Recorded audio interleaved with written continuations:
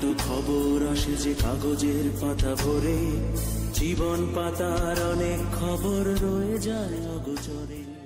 যেখানে আধুনিকতা আকাশ ছুঁয়েছে, বিশাল বিশাল অট্টালিকায় আজ মানুষের বসবাস, সেখানে বছরের পর বছর ধরে রাস্তার পাশে ঝুপড়ি ঘর বেঁধে মানবেতর জীবনযাপন করছেন মানসিক ভারসাম্যহীন আমিনা বেগম। টানা বৃষ্টিতে এই ঘর দিয়ে বয়ে চলেছে পানির স্রোত, খাটের ওপরে উঠেছে পানি। ইট দিয়ে কিছুটা উঁচু করে তার চলাচলের ঠেলা গাড়িটা রেখে সেখানেই শুয়ে আছেন তিনি। নিজের এই অসহায় পরিস্থিতি বর্ণনা করতে গিয়ে কান্নায় ভেঙে পড়েন মানসিক ভারসাম্যহীন আমিনা।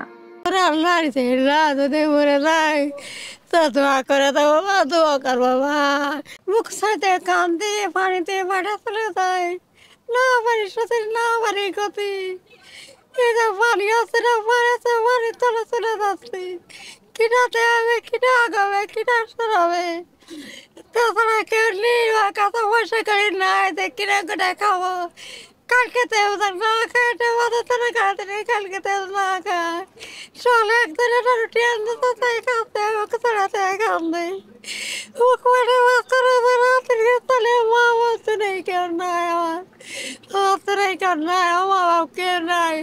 বাঁশের খুঁটির সাথে ত্রিপল দিয়ে বেঁধে তৈরি করা ছোট্ট একটি ঘর। ঘরের ভেতর কাঠের তৈরি একটি খাটের ওপর চাদর বিছিয়ে এক বৃদ্ধা শুয়ে আছেন। আসবাব বলতে আর কিছু নেই।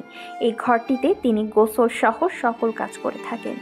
টানা বৃষ্টিতে এই ঘর দিয়ে বয়ে চলেছে পানির স্রোত, খাটের ওপরে উঠেছে পানি। বিছানার থেকে মাত্র কয়েক ইঞ্চি নিচে বয়ে চলেছে রাস্তার জমে থাকা পানি। বড় গাড়ি গেলে পানির ঢেউ তার বিছানা ছুঁয়ে যাচ্ছে। সোমবার সকালে এমন দৃশ্য দেখা গেল খুলনা মহানগরীর বড়বয়রা পুলিশ ফাঁড়ির পাশের সড়কের ধারে। ভিক্ষা করে জীবন চলে মানসিক ভারসাম্যহীন আমিনা বেগমের। এখন ওরা এই যে পানির ভিতরে কিভাবে রয়েছে, যে 3 দিন ধরে তো আমি এখানে দেখতেছি যে পানি এরকম এই অবস্থা। এখন কি দিয়ে একটা ঘর তৈরি করে দিলে এনারে হয়, কারণ এই যে পানির ভিতরে এখন রাস্তাঘাটও যাইতে পারতেছে না, খাওয়া দাওয়া করতে পারতেছে না, এরকমভাবে উনি রয়েছে। ইনি বহুত দিন ধরে, আমি এই জায়গাতে যে আমি তো কাজ করেছি 4 দিন ধরে, কিন্তু এর আগেতেই দেখতেছি যে উনি এখানেই থাকে।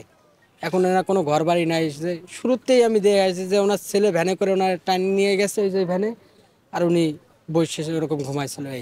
এইখানে তো খুব অসহায় অবস্থায়, আশেপাশে তো অনেক বড় বড় অট্টালিকা আছে, তারা চাইলে তো পারে করে দিতে, কিন্তু আমার আবেদন হলো ওনাকে একটা ভালো থাকার জায়গা যাতে করে দেয়, যাতে আশেপাশে যারা বড় বড় ধনী ব্যক্তি আছে সবাই যাতে ওনার একটা ব্যবস্থা করে দেয়, ভালো থাকার জায়গা দেয়।